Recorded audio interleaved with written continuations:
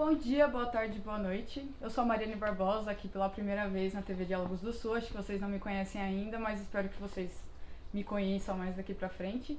E a gente tá aqui hoje porque é um dia muito importante, um dia muito importante de luta, porque é o Dia Nacional da Visibilidade Trans.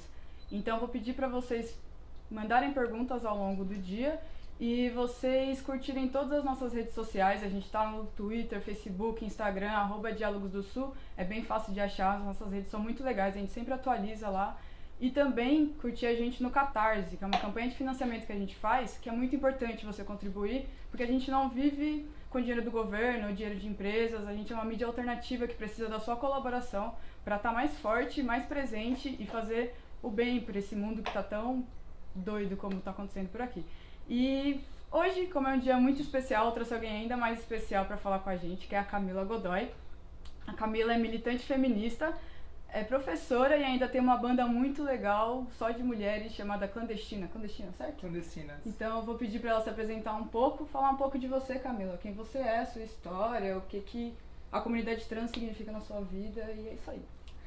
Bom, gente, estou muito feliz de estar aqui presente na Diálogos do Sul.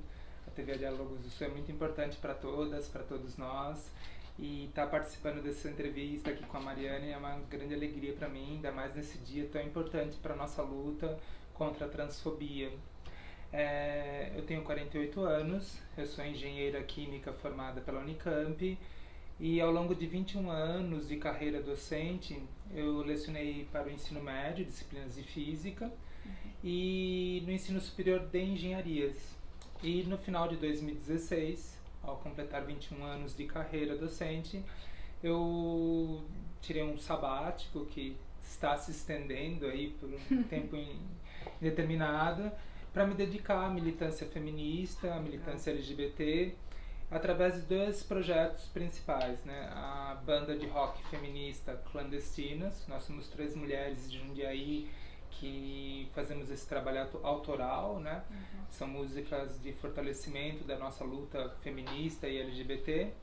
E também como educadora no curso de formação feminista de promotoras legais populares. Eu sou PLP, né? E atuo principalmente em Jundiaí, no território de Jundiaí, né? Então hoje a minha vida está pautada pela luta feminista, pela luta LGBT, e através desses dois movimentos, né, da banda Clandestinas. Nós estamos agora no processo de gravação do nosso primeiro álbum, vão ter 13 canções, esse número não é à toa, e vai ser lançado no começo de março, a gente pretende lançar no começo de março, e através das promotoras legais populares que eu continuo atuando como educadora, tanto em Jundiaí, participo de encontros na capital e também em Campinas. Legal, muito legal. Eu queria que você falasse um pouco sobre a diferença entre orientação sexual e identidade de gênero. A gente tem até uma pergunta da Nathalie Kagawa, que ela pergunta: trans é se identificar com outro gênero?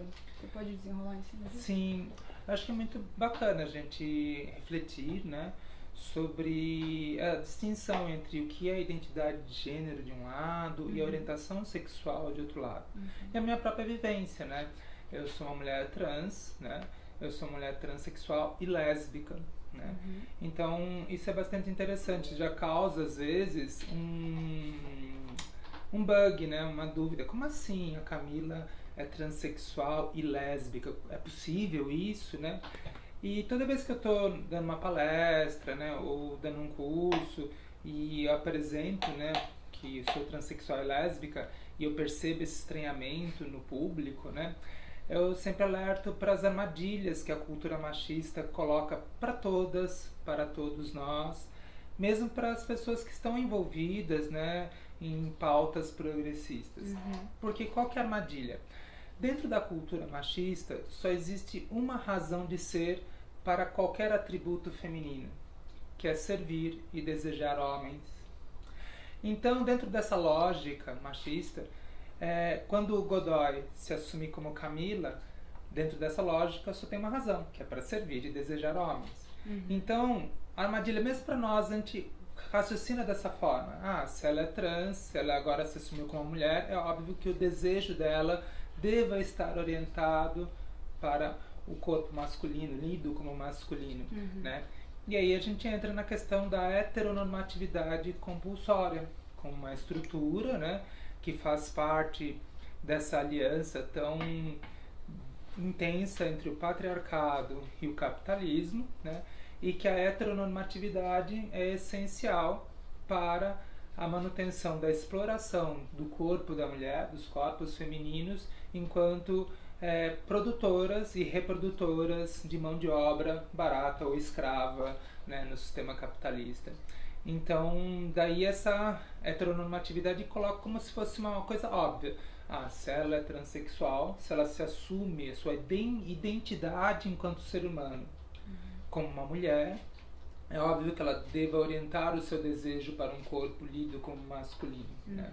E a minha história mostra isso, o quanto é distinta essas duas vivências, o que é a maneira como eu me identifico, a maneira como me posiciono na sociedade, e isso implica, inclusive, sair de um status privilegiado.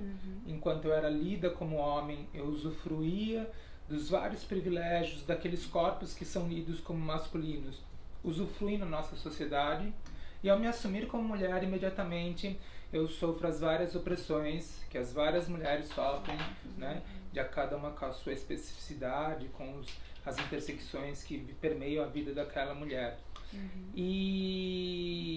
Mas ao mesmo tempo eu me assumo como mulher, eu coloco a minha identidade de gênero feminina a público, mas o meu desejo continua voltado, como sempre foi ao longo de toda a minha vida, para os corpos lidos como feminino. Então, o meu desejo sexual, né, e afetivo, né, o meu afeto, o meu desejo sexual está orientado para alguns corpos do mesmo gênero que o meu. Eu sou uma mulher, me relaciono com outra mulher, tenho uma namorada, inclusive no momento, que é um relacionamento estável, né? E então eu sou lésbica. Muitas vezes as pessoas acham que uma mulher transexual ou uma mulher travesti, né, que se identifica como travesti, ela é gay. Muitas vezes as pessoas falam, é uma pessoa gay ou uma pessoa homossexual. Quando na verdade a maioria das mulheres trans ou ou travestis, quando essas mulheres se relacionam com homens, com corpos lidos como masculinos, elas estão numa relação heterossexual, estão numa relação heteronormativa até muitas vezes. Eu posso dizer que você compra 3 brigas, então. Você é mulher, então você compra a briga de todas nós mulheres. Você é lésbica, então você compra a briga de todas nós lésbicas. E você ainda é transexual. Então são 3 brigas que você acaba comprando ali. Sim, né? Porque se fosse o fato de você se relacionar com um homem, seria uma coisa menos, para você levar uma bandeira menos, né? Sim, eu acho que, por um lado, né, eu sofro lesbofobia, né? Eu, quando estou com a minha namorada de mão dadas, né, a gente percebe olhares reprovadores, como todos os casais lésbicas sofrem, né?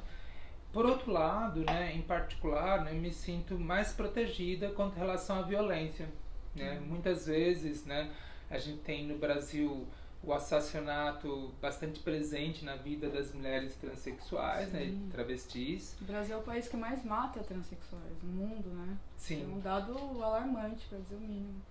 E muito desses assassinatos dão-se porque um corpo lido como masculino, né, um homem, sentiu desejo ou atração por aquele corpo identificado como um corpo feminino. Às vezes ele tem consciência que é uma mulher trans ou travesti, às vezes esse homem não tem essa consciência e vai tomar a ciência depois. Mas de qualquer forma, independentemente disso, isso não é a questão, ele precisa deletar, devido ao machismo estrutural, a culpa, né, que ele sente, que gera a transfobia e várias outras fobias, né, tudo são subprodutos do machismo.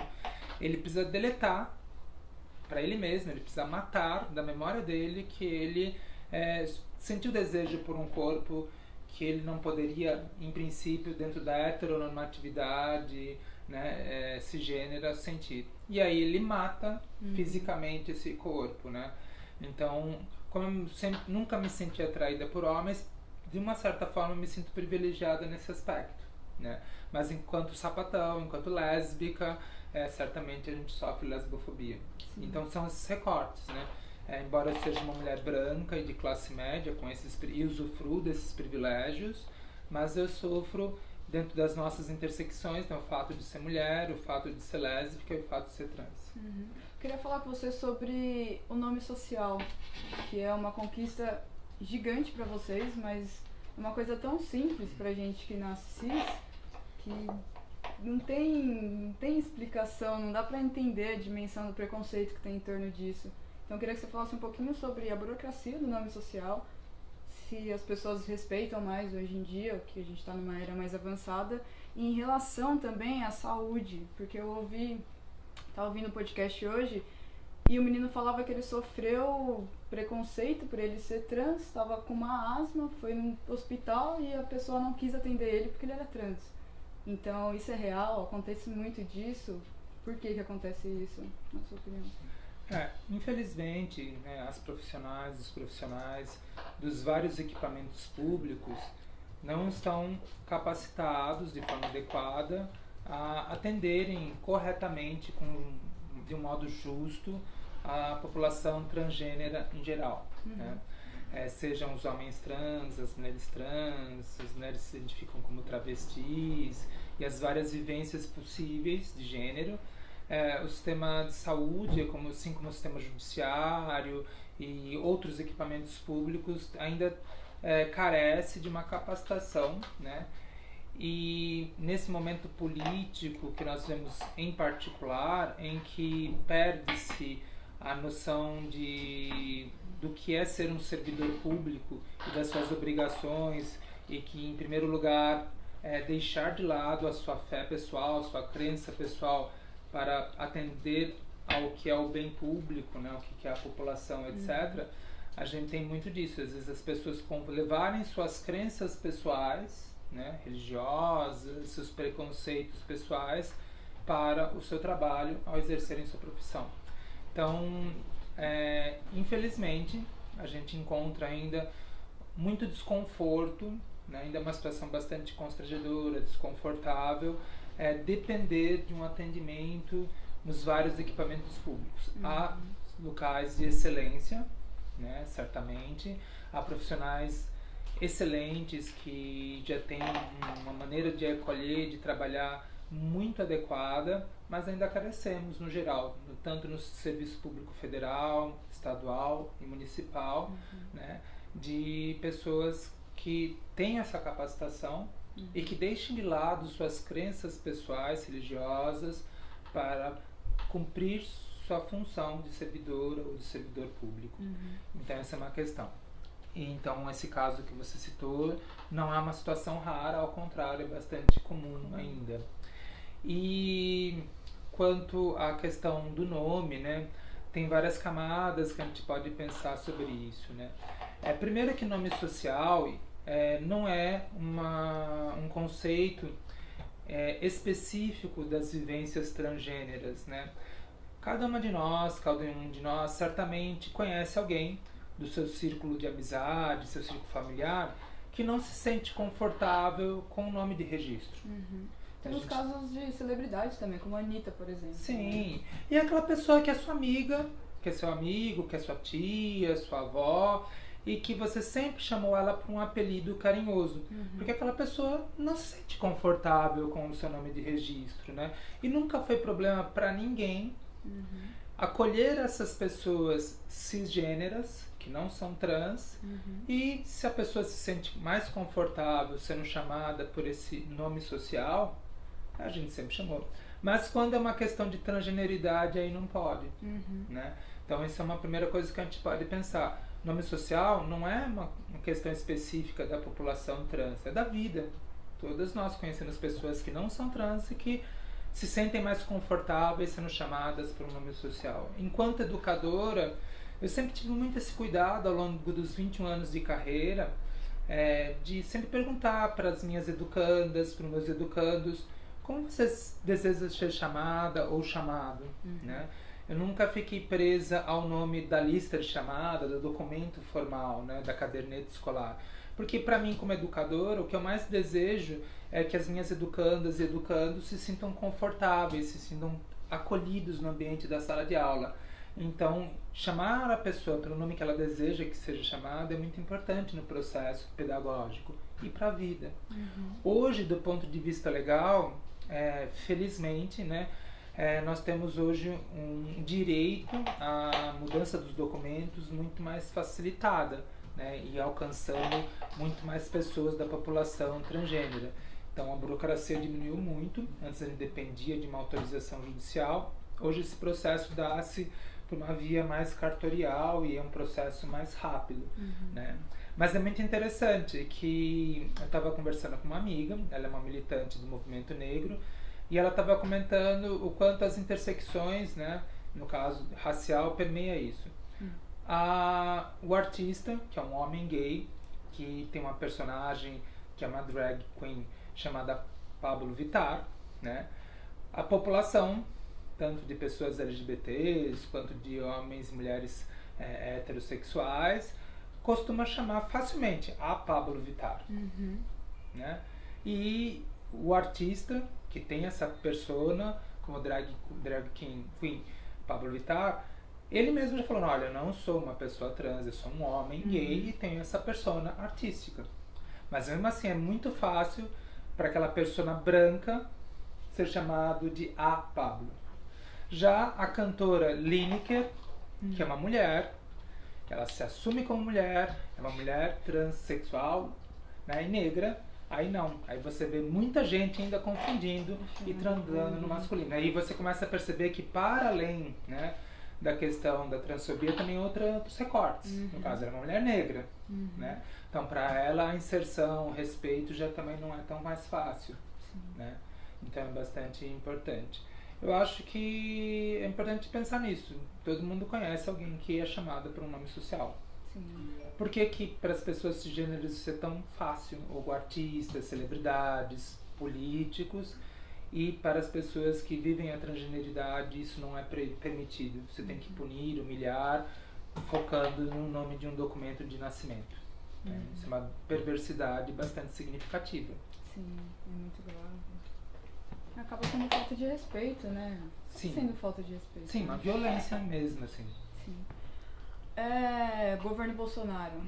Muita coisa mudou. A gente vê as redes sociais inflando o ódio a todo momento. E eu gostaria de saber se com esse avanço do ódio mesmo, esse avanço da extrema-direita, com os neopentecostais, os evangélicos usando a religião como desculpa para o ódio deles, só vem uma pergunta na minha cabeça. O medo, ele aumentou? Olha, eu acho que é um movimento global, né? O mundo como um todo vive uma exacerbação da violência, né? Do modo capitalista de produção. É um movimento que já vem sendo gestado há algumas décadas e que agora a gente atinge um ápice que nós nunca sentimos anteriormente. Eu acho que todas e todos nós que vivenciamos o final dos anos 80 com o processo de democratização do país, o processo constituinte, a promulgação da Constituição Cidadã de 88, nós vivemos uma euforia justificada naquele momento e uma esperança muito grande de constituirmos uma nação pela primeira vez no país através do direito a bens materiais, bens culturais, a vida e uma série de avanços que a Constituição e aquele ambiente trazia como perspectiva para nós. E efetivamente, a partir daquele momento de redemocratização, as várias parcelas que a gente chama de minoria na sociedade, né, que com seus movimentos sociais vieram se fortalecendo, conquistando novos espaços, conquistando uma visibilidade bastante intensa. E eu sinto como uma reação, né? Se por um lado essa exacerbação da violência do modo de produção capitalista já vinha se delineando desde os anos 80, com o governo Bush, com a Thatcher na Inglaterra, né, esse movimento de desregulamentação, desmonte do estado de bem-estar social nos países, né, chamados desenvolvidos naquela época, né? No Brasil a gente vivia esse momento de uma esperança e que foi com muita luta dos movimentos sociais, conquistando espaços, direito, ocupando universidades, ruas, etc. E agora vem uma reação bastante violenta, né, que quer nos colocar num local de muita vulnerabilidade. Todas nós, mulheres, população negra, população LGBT, pessoas com necessidades especiais, tudo isso aí está sendo, a cultura em geral, né, qualquer contestação ao grupo que está no poder no momento. Isso gera um medo, gera um pânico num primeiro momento. Eu acho que o momento imediatamente após a eleição de 2018 foi um momento de pânico, né, o começo de 2019, e que, não sendo sonhadora nem fora da realidade, o que 2019 trouxe para nós foi assim: podemos sobreviver. E se podemos sobreviver, então a gente pode começar agora uma reorganização para a luta, uma reorganização para o combate e para a reconquista dos nossos direitos, né? E para combater esse fascismo, né, que se apresenta no horizonte. Não podemos desprezar essa ameaça real, que já se traduz em atos, em ações de governo, também nos micropoderes, né? Aquela pessoa que antes se sentia inibida para cometer uma violência através do discurso, ou através de um ato físico, hoje ela se sente avalizada. Se o meu presidente pode ser violento no discurso, eu também posso ser violento no discurso. Né? A gente percebe que o número de feminicídios aumentou drasticamente, né, nesse primeiro ano do governo Bolsonaro, né? Então isso já é um indicador muito alarmante para nós mulheres. Mas apesar de tudo isso, a gente tem que pensar, bom, está aí o inimigo, nós conhecemos muito bem agora o que as pessoas pensam, né? Houve um cair de máscaras. Isso assusta? Assusta. Isso traz uma sensação de cercamento, né? Nossa, para todo lado que eu olho parece que há pessoas que desejam me violentar de alguma forma. Mas também é uma compreensão da realidade. Sair da idealização e compreender a realidade como ela é um passo muito importante para a gente se organizar. Então eu convido a todas e a todos a, embora seja assustador e é real, estamos juntas, estamos juntos, temos que estar muito próximas e próximas uns dos outros para lutarmos, para resistirmos, e certamente vamos vencer com o tempo necessário, com o tempo devido, assim como outras gerações, né, mulheres incríveis como a Melinha Teles, a Crimeia, lutaram, né, e outras tantas, né, e deram esse legado pra gente. A gente vai fazer a nossa parte agora. As manas estão unidas e a revolução vai ser feminista e LGBT. Muito bom. Eu queria trazer um dado aqui da Associação Nacional de Travestis e Transsexuais, a ANTRA, que é sobre um estudo informando que respeitar o nome social da pessoa diminui em 71% os sintomas de depressão. Então, é muito importante que as pessoas, principalmente acho que dentro de casa, os amigos, as famílias, elas respeitem as pessoas que estão tendo contato ali com você, os trans que estão tendo contato com você. E pensando nisso, eu queria que você desse um recado para as famílias de transexuais, porque você é uma mulher super bem resolvida, eu tô aqui te admirando demais, só que ainda tem aquela pessoa dentro de casa, aquela criança dentro de casa, que tá perdida, que não sabe o que tá acontecendo e que tem medo de contar pra mãe, tem medo de contar pro pai, tem medo da repressão das ruas. Então eu queria que você deixasse um recado aí pra gente finalizar.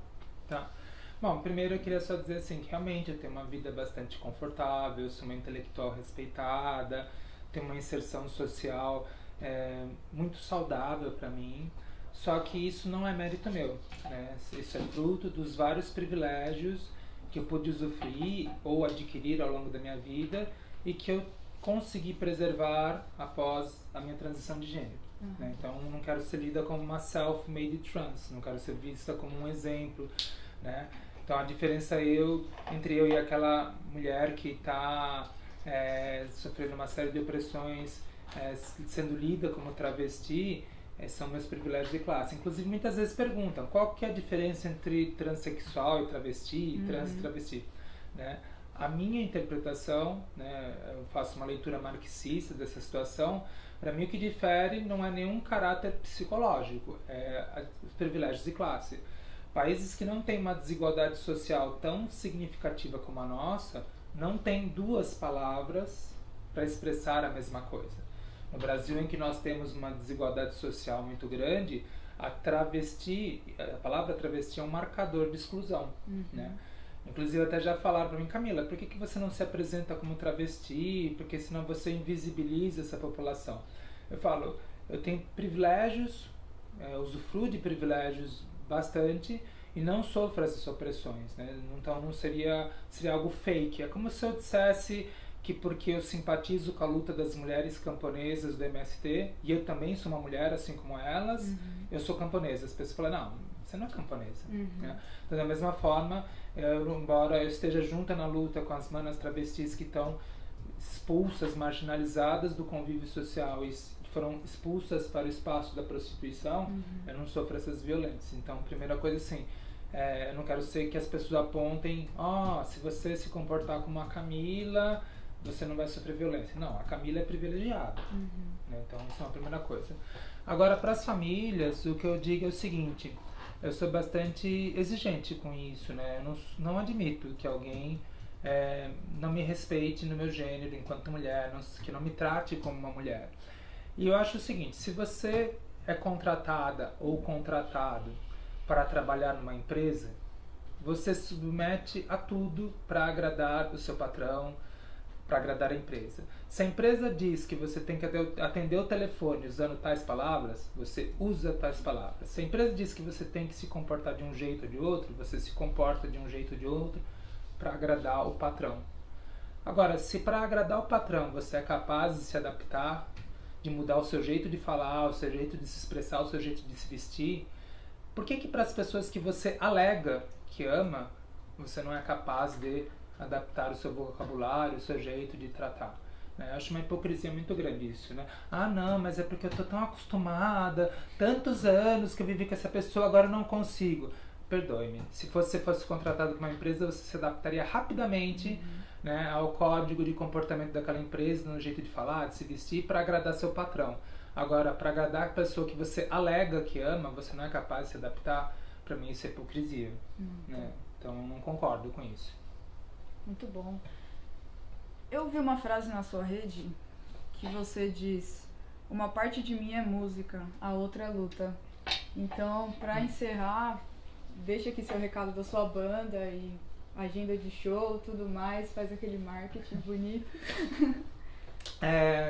Eu integro uma banda de rock chamada Clandestinas. Se vocês procurarem nas redes sociais por @bandaclandestinas, vocês vão encontrar nosso Facebook, nosso Instagram. E nós somos uma banda composta por 3 mulheres. Eu sou uma mulher trans e lésbica. A Natália é uma mulher cisgênera e lésbica. A Lola é uma mulher cisgênera e bissexual, né? E nós fazemos músicas autorais, um rock feminista, e é uma maneira de luta nossa, de levar nossas pautas de luta feminista LGBT. Minha namorada disse que eu toco contramacho.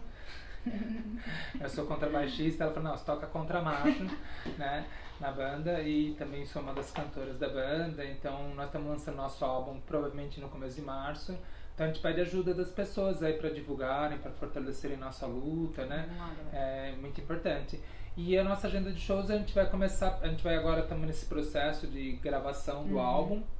A partir do momento que a gente encerrar isso, é que a gente vai começar a planejar a turnê de lançamento do nosso álbum. Legal. Bom, então é isso. Fique por aqui para ver mais vídeos com a gente, mais entrevistas. @Diálogos do Sul em todas as redes. Não esquece do Catarse. E é isso aí. Beijão.